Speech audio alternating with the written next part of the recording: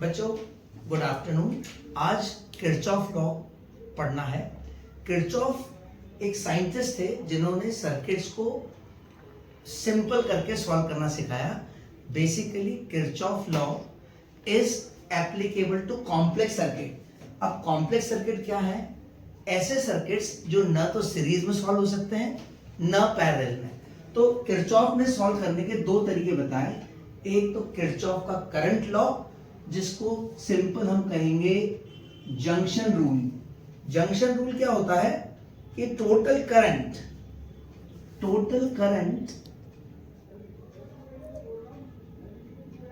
जिसको हम कह सकते हैं total current at a junction is zero. अब जंक्शन का मतलब हुआ कि सपोज एक पर्टिकुलर जंक्शन पे जहां 2 या 3 रास्तों से करंट आ रहा है, total will be same. Suppose I take 2 ampere current, 3 ampere, 4 ampere, तो बाहर करंट निकलेगा 9 एम्पियर। टोटल करंट इस जंक्शन पे जीरो हो जाएगा। ठीक, मैथमेटिकली इसको लिखें तो सिग्मा आई इज जीरो। आप इसको ऐसे भी कर सकते हैं, total incoming current is equal to total outgoing current होता है। Outgoing current. अब किरचॉफ ने इस लॉ को यूज करते हुए कॉम्प्लेक्स सर्किट से अननोन वैल्यू निकालना सिखाया। इसने एक और लॉ बताया था जिसको हमने कहा किरचॉफ्स वोल्टेज लॉ, केवीएल। अब वोल्टेज का मतलब होता है कि सर्किट में जिसकी वजह से जो करंट को फ्लो कराने में हेल्प करे। बैटरी मान लीजिए आप, बैटरी। तो किरचॉफ का सेकंड लॉ क्या था? टोटल वोल्टेज, सिग्मा कहेंगे, टोटल वोल्टेज अक्रॉस रजिस्टर, जिसको आप पोटेंशियल डिफरेंस कहते हो, plus total sum of the EMF, ये जीरो होता है इन अ क्लोज्ड लूप। लूप का मतलब है एक ऐसा सर्किट जो कहीं से भी खुला हुआ नहीं है, ओपन नहीं है। तो हमने इसको कह दिया लूप रूल के नाम से भी इसको जाना जाएगा, ये लूप रूल। बस इन दो रूल्स की सहायता से एक कॉम्प्लेक्स सर्किट जो यहां बना रखा है, इसको सॉल्व करने का आज सिंपल मेथड हम ढूंढेंगे। बच्चों इसमें क्या होता है, लूप रूल लगाना है तो और जंक्शन रूल लगाना है तो सबसे पहले कन्वेंशंस पता होने चाहिए। कन्वेंशंस का मतलब the points what we decide for our comfort, for our easiness, जिससे सर्किट सिंपल हो जाएगा। तो वो कन्वेंशन पे हम देख लें जरा कि हमने मान लिया कि बैटरी के प्लस से अगर वोल्टेज जा रहा है और मेरा लूप भी इसी डायरेक्शन में जा रहा है, तो मैं उसको प्लस साइन लूंगा। मैं समझाता हूं कैसे। और अगर रेजिस्टेंस के अक्रॉस करंट जा रहा है और हमारे लूप के साथ ही चल रहा है, तो हम माइनस मान लेंगे। एक और बात लिख लें, अगर रेजिस्टेंस के अक्रॉस करंट जा रहा है और मेरे लूप के अगेंस्ट है, तो हम इसको माइनस लेके, हम इसको प्लस लेके चलेंगे। सर प्लस लेके चलेंगे। आप चाहे तो इसको माइनस कह दो तो ये प्लस हो गया और ये माइनस हो गया। हम कोई एक चीज फॉलो कर लेते हैं which will be easy for us. अब सॉल्व करने के लिए एक सिंपल सा एग्जांपल लिया। ये सर्किट आपको दिख रहा है। ये सर्किट में एक रेजिस्टर दे रखा है 3 ओम्स का, 2 ओम्स का, 4 ओम्स का, 5 ओम का, और बैटरी दे रखी 10 वोल्ट और 15 वोल्ट। ये एक ऐसा सर्किट है जिसमें एक से ज्यादा बैटरी है, वो कॉम्प्लेक्स सर्किट बन गया। इस सर्किट को हम ना तो सिंप्लीफाई कर पाएंगे सीरीज में और न पैरेलल में। तो this is an example of complex circuit. अब स्टेप 1 लिख लीजिए। स्टेप 1 क्या होती है? सबसे पहले आपको सर्किट लेबल करना है। तो हम पहला पॉइंट बना रहे, लेबल द सर्किट। सबसे पहला स्टेप। तो लेबल करने का मतलब है आप इसको लेबल करेंगे। लेबल हमने कर दिया, आप कोई भी नाम दे दीजिए, ए बी सी डी। पहला स्टेप हो गया लेबल। दूसरा है ये कॉम्प्लेक्स सर्किट, बट आप कितना सिंपल बना सकते हैं दूसरा बनाइए, decide the direction of the current, the direction of the current. Current का डायरेक्शन भी आप डिसाइड कर सकते हैं।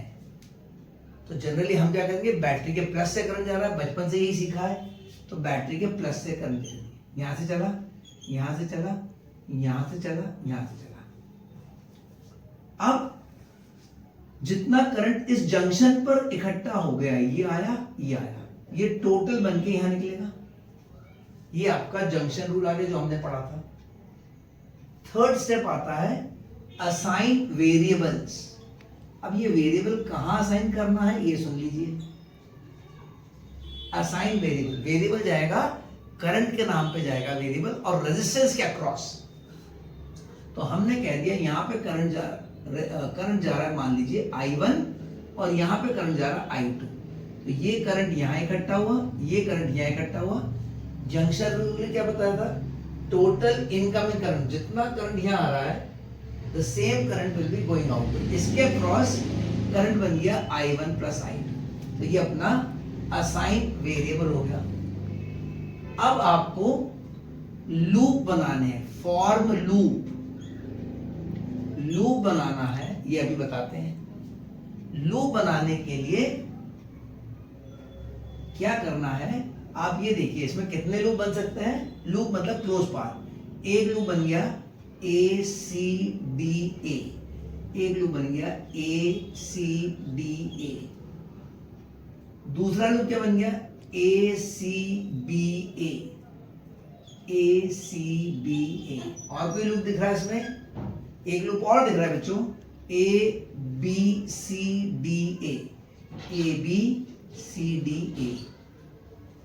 अब यहां पर इंपॉर्टेंट है कि लूप आप क्लॉकवाइज लो या एंटी क्लॉकवाइज, वो एक ही माना जाएगा। जैसे आपने कहा A C D A, आप अगर कहो A D C A तो वो चौथा लूप नहीं होगा, it will B only the same loop, यही वाला। लूप का डायरेक्शन से फर्क नहीं पड़ने वाला बच्चों। अब आपने लिया A C B A, you can take also as A B C A, it will not affect, loop will be same. तो टोटल 3 लूप्स बनते हैं। हमारे वेरिएबल्स कितने हो रहे हैं, I1 I2, ओनली 2 वेरिएबल्स, तो 3 लूप अवेलेबल है। हमारा काम 2 लूप्स हो जाएगा। It will be helping us with only 2 loops. अब लूप हमने लिया, suppose I take A C D A, A C D A, इसकी इक्वेशन क्या बनेगी बच्चों, हम चले A से C। नाउ इसमें आपको वोल्टेज लूप भी लगाना है, वोल्टेज रूल, लूप रूल जिसको हमने कहा है।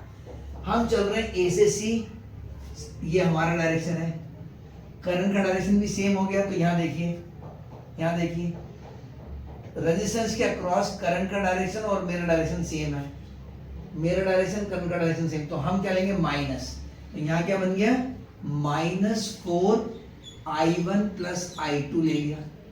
हम चले इधर, क्योंकि क्या है C से D जाना है। अब जब हम यहां से चल रहे हैं तो बैटरी के प्लस से निकल रहा है और मेरे लूप के साथ जा रहा है। देखो यहाँ बैटरी के प्लस से निकल रहा है और लूप के साथ जा रहा है। तो आई विल टेक +15। अब 15 के साथ कुछ नहीं लगाना है, क्योंकि ये V is I into R, ये भी V बन गया। मैं ऊपर जा रहा हूं, कोई रेजिस्टर नहीं, कोई फर्क नहीं पड़ता। मैं नीचे आया तो ये देखिए फिगर में क्या कर रहा है, ये माइनस हो गया। अब यहाँ देखिए एक बार, यहां से चले सेम डायरेक्शन में लूप जा रहा है, आई राइट -5 I1 और ये टोटल 0 हो गया, 0 हो गया। अब हमने एक और लूप लिया A C B A, आप लिखिए A C B A, ये क्या बन जाएगा -4 I1 प्लस I2 बन गया। और यहां पे ऊपर जाएगा, ऊपर वापस से I2 जाएगा, क्योंकि सेम आ जाएगा करंट। I1 प्लस I2 यहां पे इकट्ठा हुआ, ये अपने आप रीडिस्ट्रीब्यूट हो जाएगा I1 और I2 के फॉर्म में। तो यहां क्या हो गया -I2, because I am going up, current is going up as per figure number this. Third thing is, यहां से प्लस निकल रहा है, तो दिस विल बी +10 और इसके अक्रॉस भी लेना पड़ेगा, -3 I2 is 0। अब ये दो इक्वेशंस को हमने रिजॉल्व करा, सिंपल मैथमेटिक्स हो गया जो हमने 10th क्लास में पढ़ा। हमारा मेन पर्पस यहाँ पूरा हो जाता है, सिर्फ I1 I2 की वैल्यू ढूंढनी है। And the simple method is, आप करो -4I1 -5I1, क्या बन गया? -9I1 बन गया। ये -4I2 प्लस 15 इज 0, ये इक्वेशन आ गई। ऐसे इसको सॉल्व कर लीजिए अब जल्दी से। -4I1 एंड दिस इज -4 -2 -6 और -9I2 हो गया। And this is +10 is 0। अब आप एलिमिनेशन मेथड से एलिमिनेट कर दीजिए। एलिमिनेट करने के लिए आप चाहे तो इसको 4 से मल्टीप्लाई कर लीजिए, इसको 9 से कर लीजिए। 4 into the complete equation, 9 into the second equation multiply करेंगे तो हमें क्या मिल गया? -36, देखना बच्चों, -36I1 -16I2 +60 is 0। Second equation क्या बन गई? -36I1 -81I2 +90 is 0। Simple elimination से आप सॉल्व कर लीजिए। प्लस हो गया, ये प्लस हो गया, ये माइनस हो गया, ये कैंसिल हो गया। अब 81 में से 16 माइनस हुआ, कितना बचा? 71, 65 and this is -30I2 0। So 65I2 is equal to 30। यहां से आपने I2 निकाल लिया, 30/65, 5 6 30, 5 1 5, 5 3 50, 6/13 एम्पियर। अब ये वैल्यू आप किसी इक्वेशन में डाल दीजिए, नंबर 1 में डाल दीजिए या नंबर 2 में डाल दीजिए, आपको I1 आ जाएगा। तो हम क्या लिख रहे हैं? टू कैलकुलेट I1 हमने क्या करा? -9I1 इक्वेशन लिया, -4 इंटू 6/13 लिख दिया, +15 इज 0। अब सिंपल सॉल्व करना है। -9I1 -24/13 +15।